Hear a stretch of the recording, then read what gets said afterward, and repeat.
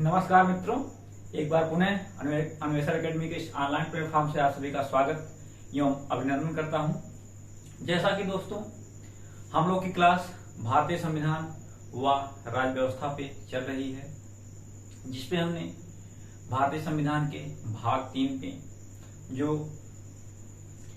हमारे fundamental rights यानी मूल अधिकार हैं, उनके विषय पे हम लोग की चर्चा हो रही है।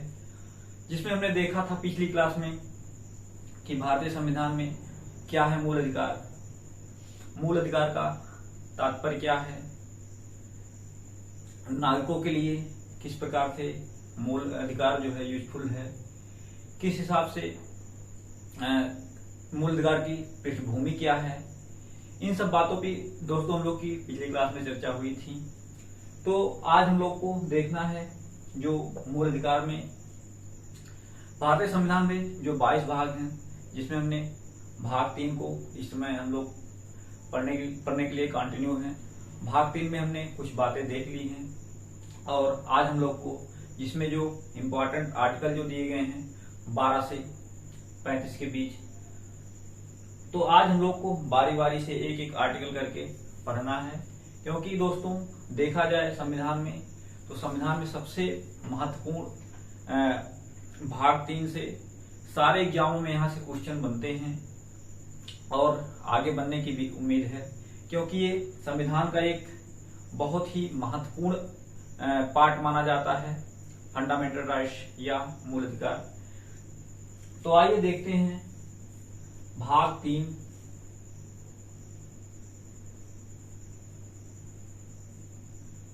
भाग 3 मूल अधिकार।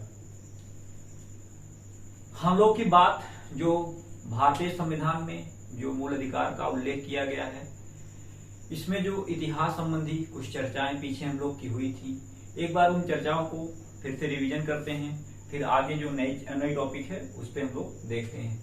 हमने देखा था कि भारतीय संविधान के जो मूल इतिहास संबंधी प्रावधान है, सर्वप्रथम 1895 ईस्वी में किसके द्वारा, बाल गंगाधर तिलक के स्वराज विधेयक में मिलती है। इनके द्वारा यह मांग की गई किसकी, मूल अधिकार की।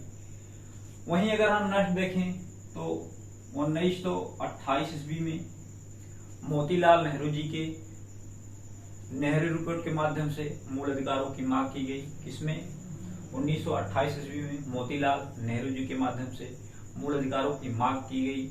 वहीं नेक्स्ट अगर हम देखें तो इसी के बाद जो है एक होती है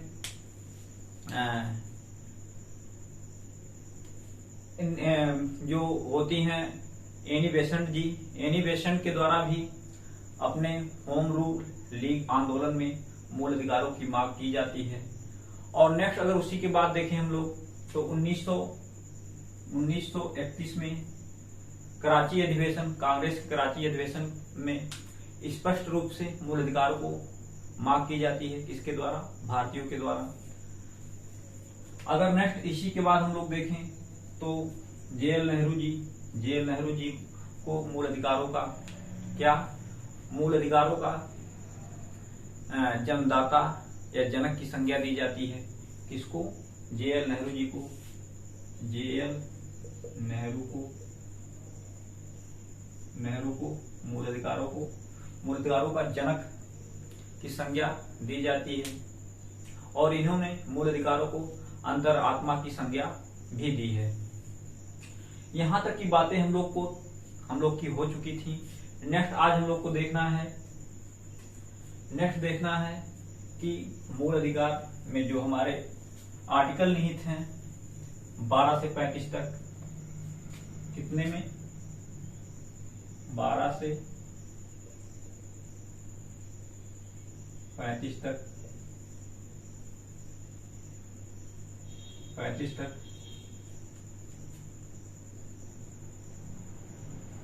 अनुच्छेद 12 से 35 तक। तो आइए देखते हैं हम लोग एक एक करके जो आर्टिकल इसमें निहित किए गए हैं।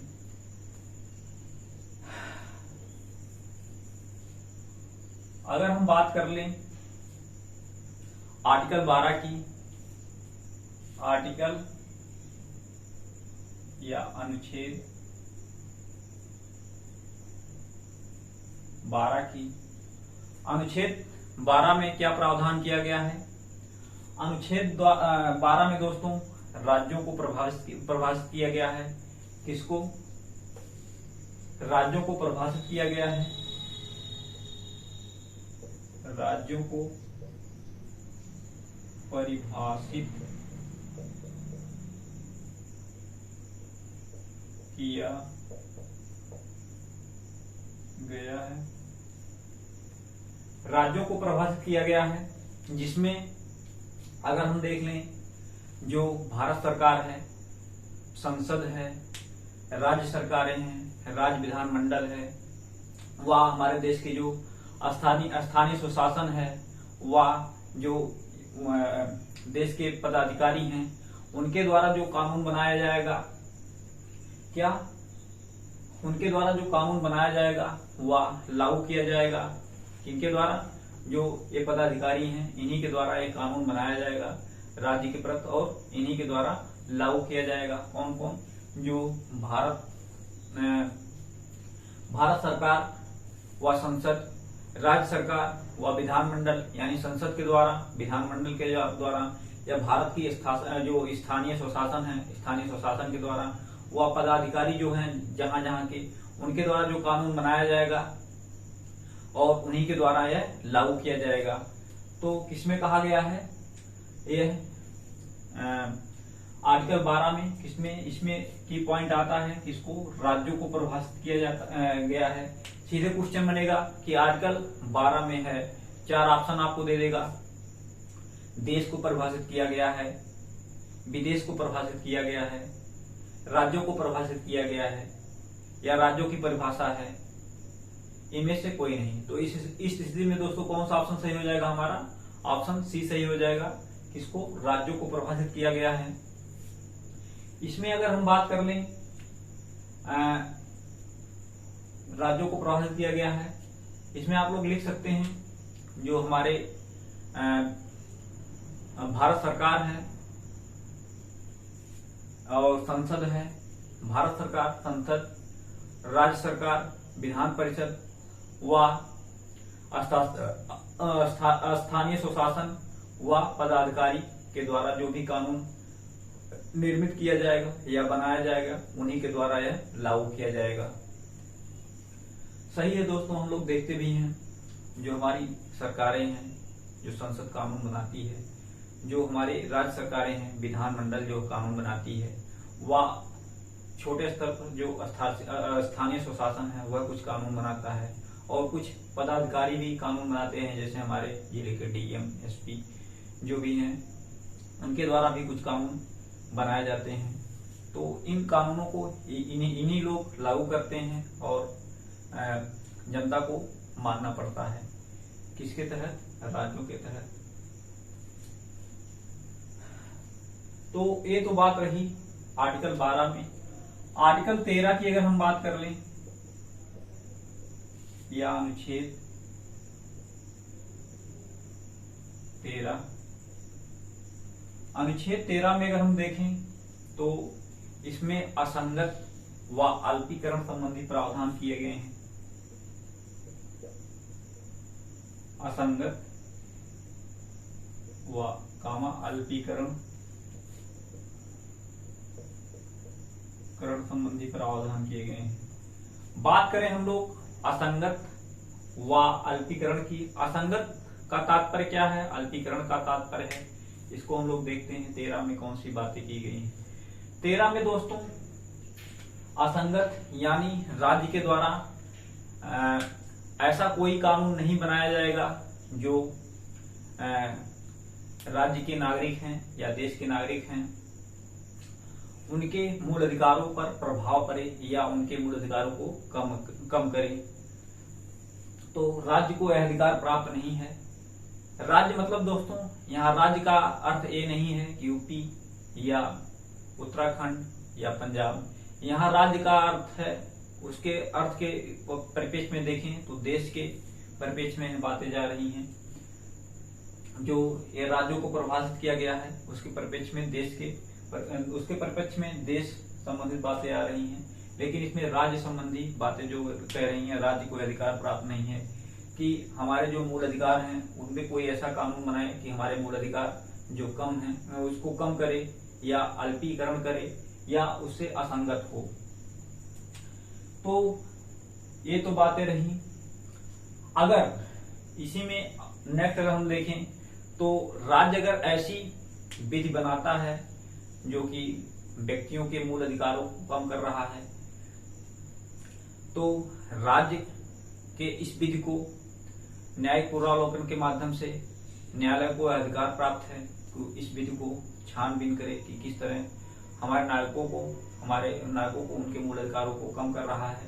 तो न्यायालय इस विधि को वह शून्य या अवैध घोषित कर सकता है। किसके तहत? 13 के तहत। यानी न्यायालय को हमारे मूल अधिकारों का सजग प्रहरी व इसका रखवाला कह सकते हैं हम लोग बनाया गया है।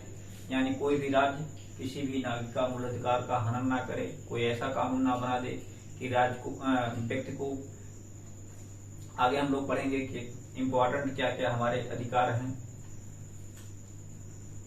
तो ये तो रही 13 की बातें। इसमें कुछ और बातें आती हैं। इसमें महत्वपूर्ण जो है सिद्धांत भी दिए गए हैं। एक सिद्धांत दिया गया है आच्छादन का सिद्धांत।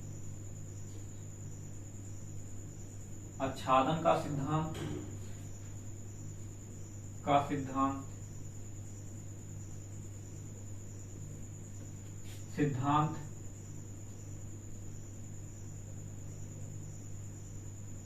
और दूसरा है पृथक्करणिता का सिद्धांत। क्या? पृथक्करणिता का सिद्धांत।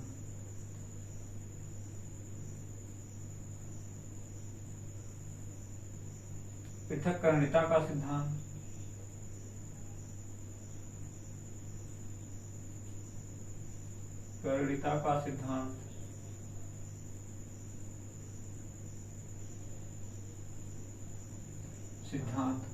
और तीसरा है परित्याग का सिद्धांत। परित्याग का सिद्धांत, इसको हम लोग समझें अगर, क्या है आच्छादन का सिद्धांत, क्या है पृथक्करणिता का सिद्धांत, क्या है परित्याग का सिद्धांत। दोस्तों, इसका आच्छादन का सिद्धांत, इसका तात्पर्य है कि जो है इसका अभिप्राय है जो संविधान लागू होने से पूर्व कुछ ऐसी विधियां थी, कुछ ऐसे कानून थे जो व्यक्ति के मूल अधिकारों को कम कर रहे हैं या उससे असंगत हैं, व्यक्ति के मूल अधिकारों को कम कर रहे हैं या उससे असंगत हैं। तो जो न्यायालय द्वारा या जो विधि व्यक्ति के मूल अधिकारों से असंगत है या आच्छादित कर रही हैं, उस पे स्वतः ही ग्रहण लग जाएगा। किसके तहत? न्यायालय द्वारा उस पे स्वतः ग्रहण लगा दिया जाएगा। इसका अभिप्राय है संविधान लागू होने से पूर्व कोई भी विधि या मूल अधिकारों से असंगत है तो उस पे स्वतः ग्रहण लग जाएगा। किसके तहत? आच्छादन का सिद्धांत के तहत। पृथक्करणिता का सिद्धांत क्या है? पृथक्करणिता का सिद्धांत ऐसा सिद्धांत है जो राज्यों के द्वारा ऐसा कोई भी अगर बनाई जा रही है जो हमारे मूल अधिकारों को हनन करे या कम करे, तो न्यायालय, सुप्रीम कोर्ट या हाई कोर्ट को अधिकार प्राप्त है कि न्यायिक पुनरावलोकन के माध्यम से उस विधि को वह असंगत घोषित कर देगा। लेकिन इसमें भी कुछ शर्तें हैं। राज्य के द्वारा जो विधि बनाई गई है, अगर वह हमारे मूल अधिकारों को पूरा, यानी हमारे मूल अधिकारों को अगर ये राज्य है, मान लीजिए न्यायालय जो है हमारे मूल अधिकार हैं, राज्य या मूल अधिकार हैं, राज्य के द्वारा अगर कोई ऐसी विधि बनाई गई है जो हमारे मूल अधिकार को मात्र इतना ही डिस्टर्ब कर रही है, तो न्यायालय सिर्फ इतने ही मूल अधिकारों को मतलब असंगत या शून्य घोषित करेगा। लेकिन राज्य के द्वारा अगर पूरे मूल अधिकारों का हनन किया जा रहा है तो न्यायालय इस पूरे राज्य के द्वारा विधि बनाई जो गई है उसको असंगत या उसको शून्य घोषित कर देगा। यह तो बात रही पृथक्करणिता के सिद्धांत की। वहीं अगर हम देखें परित्याग का सिद्धांत, परित्याग का सिद्धांत दोस्तों इसका तात्पर्य है कि जो हमारे फंडामेंटल राइट्स या हमारे जो मूल अधिकार हैं, व्यक्ति इसको स्वेच्छा से, अपनी स्वेच्छा से त्याग नहीं सकता है। क्या? जो हमारे मूल अधिकार हैं, व्यक्ति उसको स्वेच्छा से त्याग नहीं सकता है। लेकिन अगर हम बात कर लें अमेरिका जैसे देश में, तो वहां व्यक्ति अपने मूल अधिकारों को स्वेच्छा से त्याग कर सकता है। यानी इसका परित्याग का सिद्धांत का तात्पर्य यही है कि आप अपने मूल अधिकारों को त्याग नहीं सकते हैं, छोड़ नहीं सकते हैं। यह किसके द्वारा बताया गया है? संविधान के द्वारा बताया गया है। तो दोस्तों ये तो बातें रही 13 की। वहीं अगर हम बात करें, अब हम लोग की कहानी चालू होती है जो हमारे 7 प्रकार के पहले 6 जिसको हम लोग देखेंगे 6 प्रकार की स्वतंत्रताएं हैं, जो 6 प्रकार के मूल अधिकार हैं। 7वां भी था, लेकिन उसको आगे हम लोग देखेंगे। 44वां संविधान संशोधन 1978 के माध्यम से उसको समाप्त कर दिया गया। तो आगे देखते हैं हम लोग।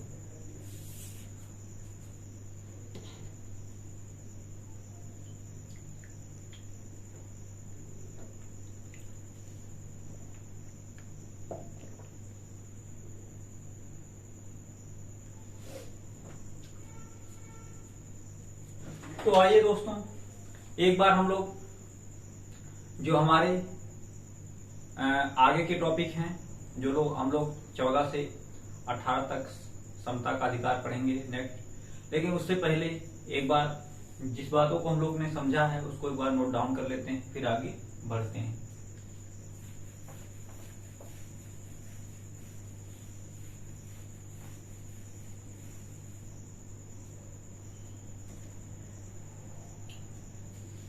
इसमें आप लोग लिख सकते हैं आर्टिकल 12 में किसको, राज्यों को परिभाषित किया गया है।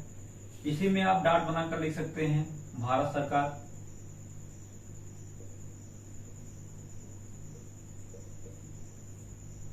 संसद,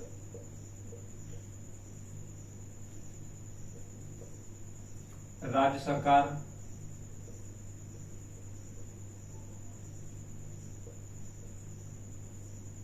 विधानमंडल,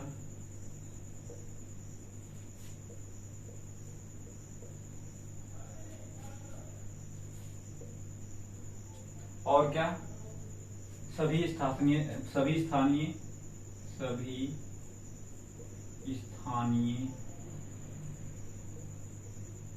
स्वशासन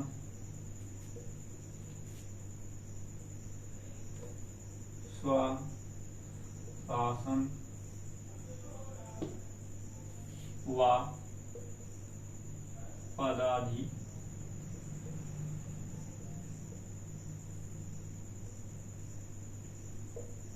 पदाधिकारियों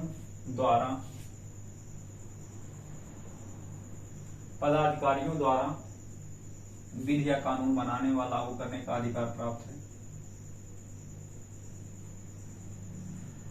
व पदाधिकारियों द्वारा विधि व कानून बनाने व लागू करने का अधिकार प्राप्त है।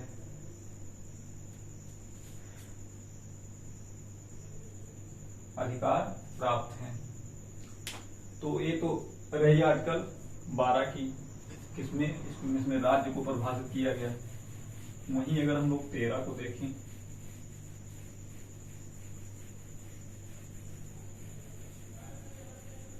तेरह में क्या कहा गया है, इसका कीवर्ड अगर आप लोग पकड़ सकते हैं, असंगत व अल्पीकरण करण, असंगत व अल्पीकरण। राज्यों को में राज्यों के द्वारा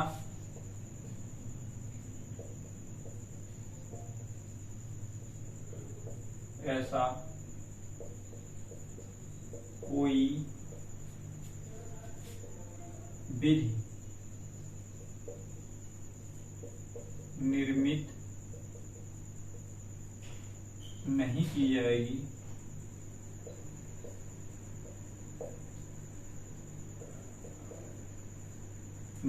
जाएगी जिससे नागरिकों के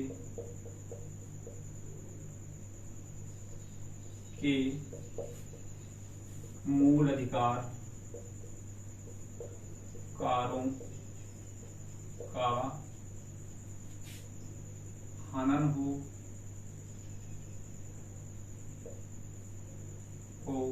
या कम करे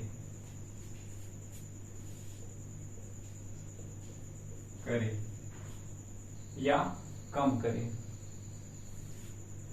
अगर राज्य के द्वारा ऐसी कोई विधि बनाई भी जा रही है तो सुप्रीम कोर्ट को यह अधिकार प्राप्त है कि उस विधि को अवैध घोषित कर दे या शून्य घोषित कर दे। यदि राज्यों द्वारा ऐसा कोई कानून बनाया जाता है, ऐसा कोई कानून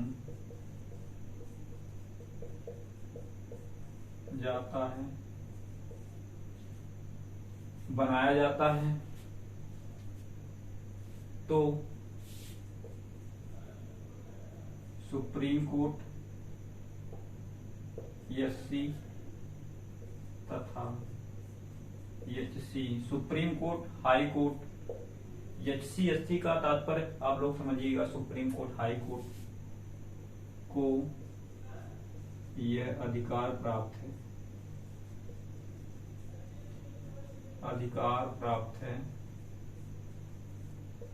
जो यह अधिकार प्राप्त है कि वह ऐसे कानून को अधिकार प्राप्त है कि वह ऐसे कानून को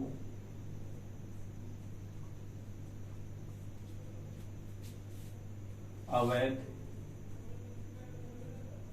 व शून्य घोषित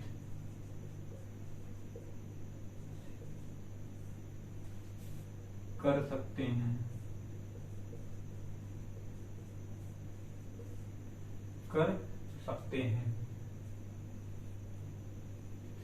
जो नागरिकों के मूल अधिकारों का हनन करता हो।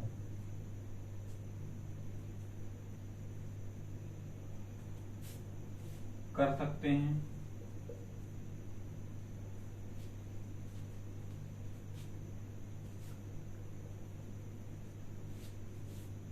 यदि राज्यों द्वारा ऐसा कोई कानून बनाया जाता है तो हाई कोर्ट या सुप्रीम कोर्ट को यह अधिकार प्राप्त है कि ऐसे कानून को वह अवैध घोषित कर सकते हैं जो नागरिकों के नागरिक मूल अधिकारों को कम करता है, जो नागरिकों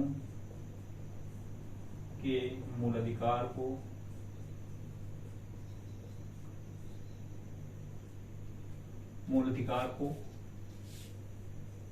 कम करता हो या हनन करता हो। तो दोस्तों हम लोग देख रहे हैं हमारे जो मूल अधिकार हैं, हमारे जो फंडामेंटल राइट्स हैं, उसमें हाई कोर्ट या सुप्रीम कोर्ट को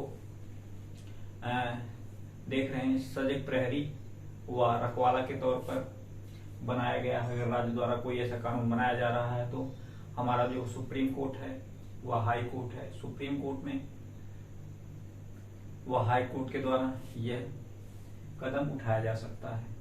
तो 13 की बातें यह रही, इसमें कुछ सिद्धांत भी दिए गए हैं, कभी कभी सिद्धांत पूछ लेता है। वैसे छोटे एग्जाम तो यहाँ से क्वेश्चन नहीं उठेगा सिद्धांत से, लेकिन आप लोग पढ़े रहेंगे तो सही रहेगा। इसमें सिद्धांत पे देख लेते हैं हम लोग। एक है आच्छादन का सिद्धांत, पृथक्करणिता का सिद्धांत और अल्पीकरण का सिद्धांत। पहले हम लोग देख लेते हैं आच्छादन का सिद्धांत।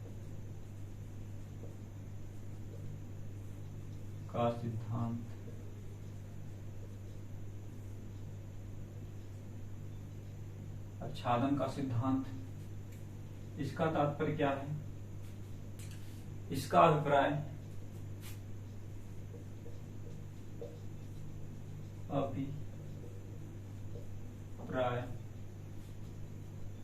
है कि संविधान लागू होने से पूर्व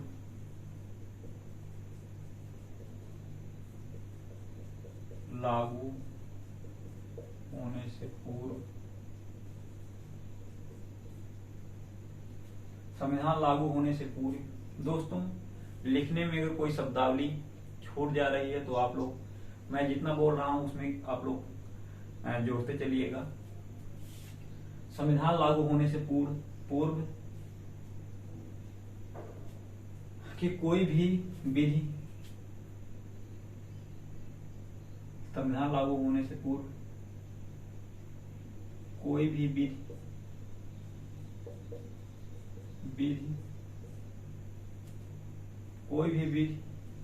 यदि मूल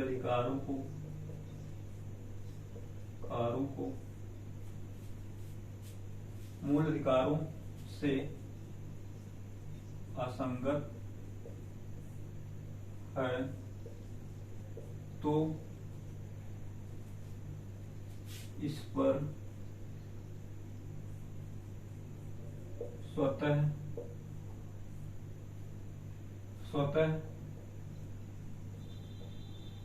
ग्रहण लग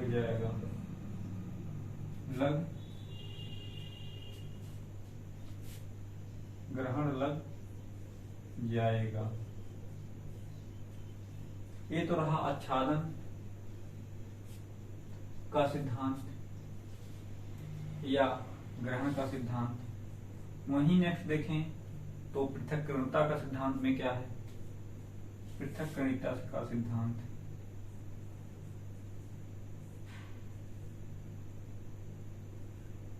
करणिता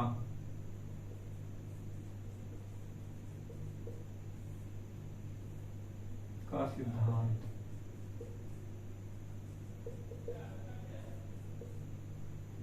पृथक्करणिता के सिद्धांत में क्या है? पृथक्करणिता के सिद्धांत अगर हम लोग देख लें, इसमें राज्य द्वारा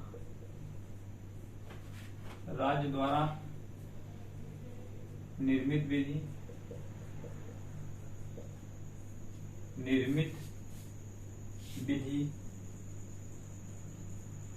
राज्य द्वारा निर्मित विधि का कोई एक भाग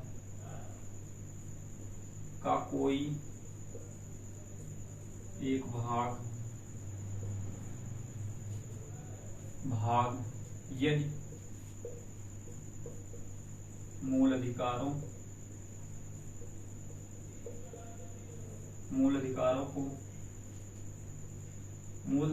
से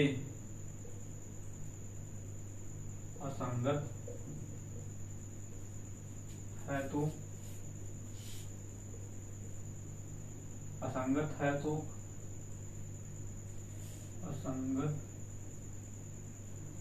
तो न्यायालय द्वारा सिर्फ उसी भाग को अवैध या शून्य घोषित किया जाएगा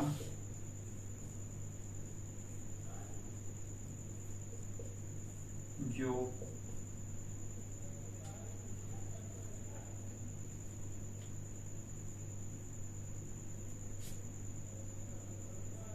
घोषित किया जाएगा जितना मूल अधिकारों को हनन कर रहा है, जितना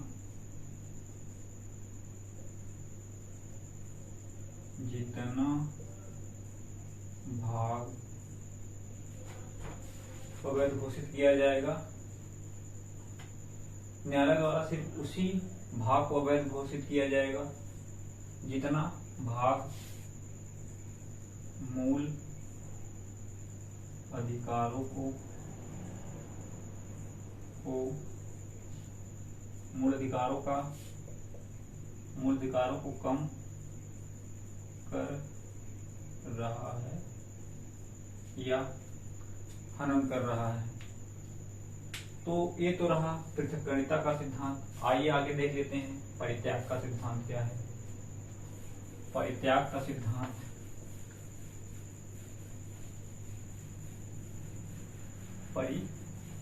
सिद्धांत क्या है?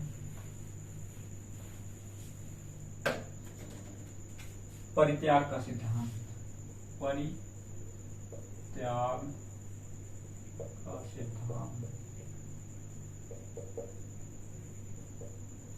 परित्याग का सिद्धांत का तात्पर्य हमने देखा दोस्तों पीछे कि जो हमारे फंडामेंटल राइट्स हैं, यानी जो हमारे मूल अधिकार हैं, व्यक्ति को यह अधिकार प्राप्त नहीं है कि अपने मूल अधिकारों को त्याग कर सके या परित्याग कर सके।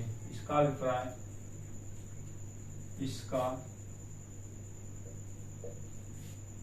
अभिप्राय यह है कि नागरिकों के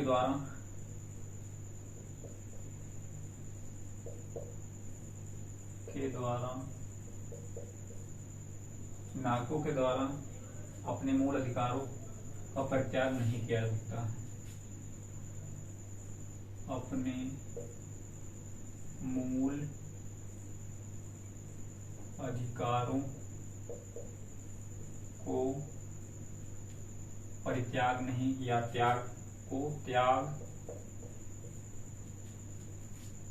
नहीं सकता।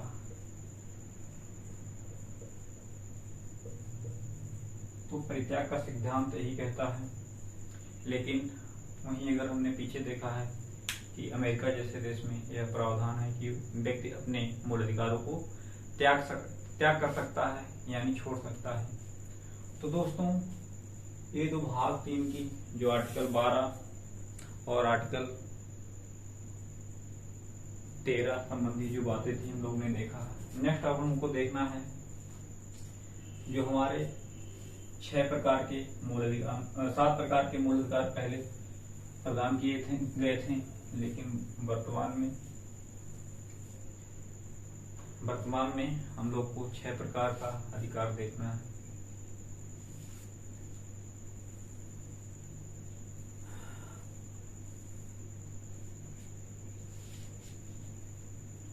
जिसमें हम लोग देख सकते हैं मूल अधिकार में पहला अधिकार क्या है? समता का अधिकार। बहुत ही इम्पोर्टेंट टॉपिक अब जान लीजिए शुरू होने वाला हम लोग का, जहां से बार बार क्वेश्चन बने हैं। हम देखते हैं जैसे कि हमने 12-13 जो आर्टिकल हैं जिसमें हमने 12 में देखा राज्यों को परिभाषित किया गया है, 13 में असंगत संबंधी या अल्पीकरण संबंधी कुछ विधियां हमने देखी। और नेक्स्ट अगर हम देखें जो 14 है, 14 से 32 तक कुछ अधिकार हैं, उनको हम लोग को देखना है। इसमें अगर हम बात करें जो 14 से 18 तक जो अधिकार प्रदान किए गए हैं उसको क्या कहते हैं? समता का अधिकार, यानी समान तरीके से अधिकार नागरिकों को प्रदान किए गए हैं मूल अधिकार के तौर पर। वहीं अगर हम लोग देखें 19 से 22 के आर्टिकल जो हैं उसमें स्वतंत्रता का अधिकार प्रदान किया गया है।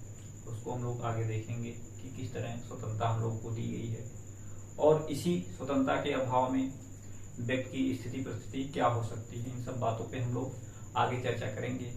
वहीं नेक्स्ट देखें हम लोग जो तीसरी बात सामने निकल के आती है, जो धर्म के लिए स्वतंत्रता का अधिकार, धार्मिक स्वतंत्रता का अधिकार किस आर्टिकल में है, सॉरी, स्वतंत्रता का अधिकार के बाद हम लोग शोषण का अधिकार देख सकते हैं। शोषण का अधिकार जो 23 आर्टिकल 23 और आर्टिकल 24 में है। किसमें? आर्टिकल 23 और आर्टिकल 24 में है। 19 से 22 तक में हमने देखा था क्या है, स्वतंत्रता का अधिकार है। आर्टिकल 23-24 में शोषण के विरुद्ध अधिकार है, जबकि 25 से 28 के बीच अगर हम लोग देखेंगे तो उसमें धर्म से संबंधित स्वतंत्रता का यानी धार्मिक स्वतंत्रता का अधिकार है। वहीं अगर 29 और 30 में देखेंगे तो जो अल्पसंख्यक संबंधी जो शिक्षा संबंधी अल्पसंख्यक व शिक्षा उनके संबंधित शिक्षा संबंधी अधिकार प्रदान किए गए हैं। क्या? शिक्षा संबंधी अधिकार प्रदान किए गए हैं जो अल्पसंख्यक हैं। किसमें? जो 28, 29 और 30 जो आर्टिकल है।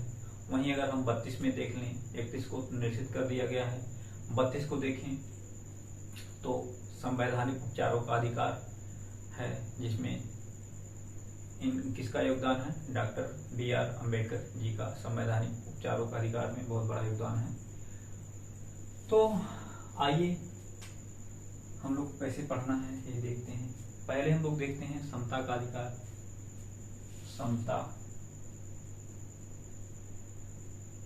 समता का अधिकार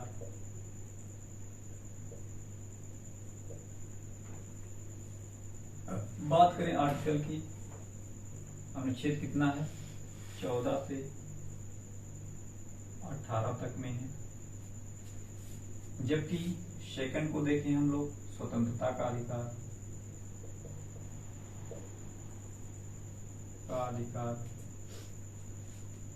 अनुच्छेद 19 से 22 तक। जबकि शोषण के विरुद्ध अधिकार अगर हम लोग देखें, शोषण के विरुद्ध अधिकार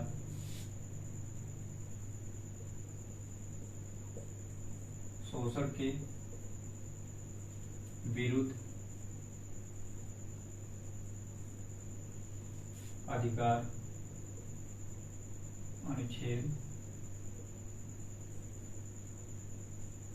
23 से 24 में है। जबकि अगर हम देखें आगे जो धार्मिक स्वतंत्रता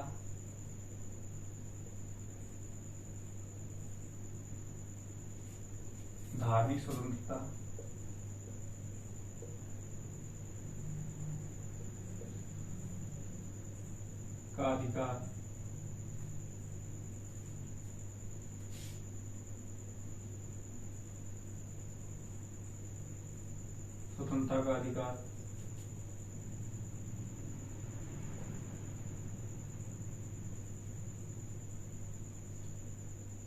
स्वतंत्रता का अधिकार अनुच्छेद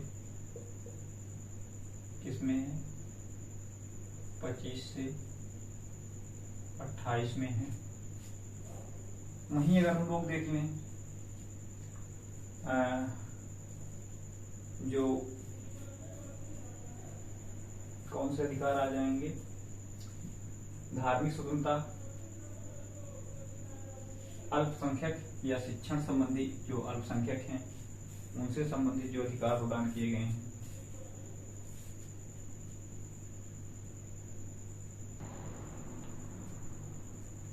क्या नेक्स्ट हम लोग देखें संस्कृति और शिक्षा का अधिकार।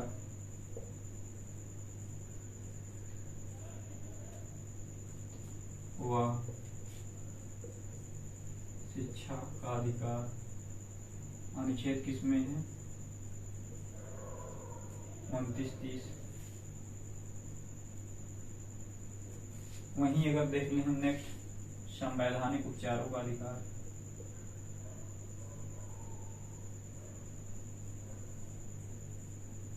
उपचारों का अधिकार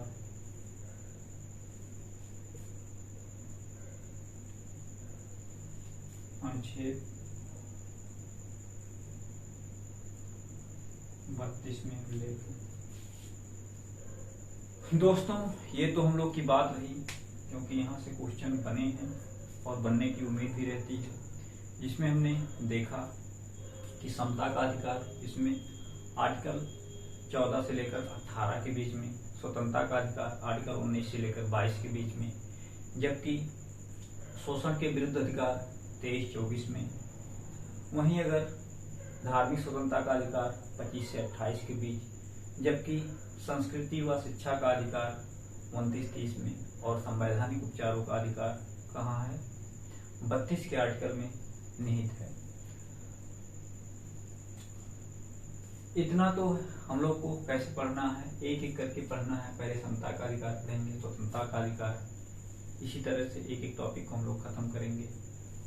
नेक्स्ट इसी में बात आती है, एक छोटी सी बात आ जाती है, अगर हम लोग समता का अधिकार पढ़ना चालू करते हैं। पीछे की क्लास में हमने देखा भी था,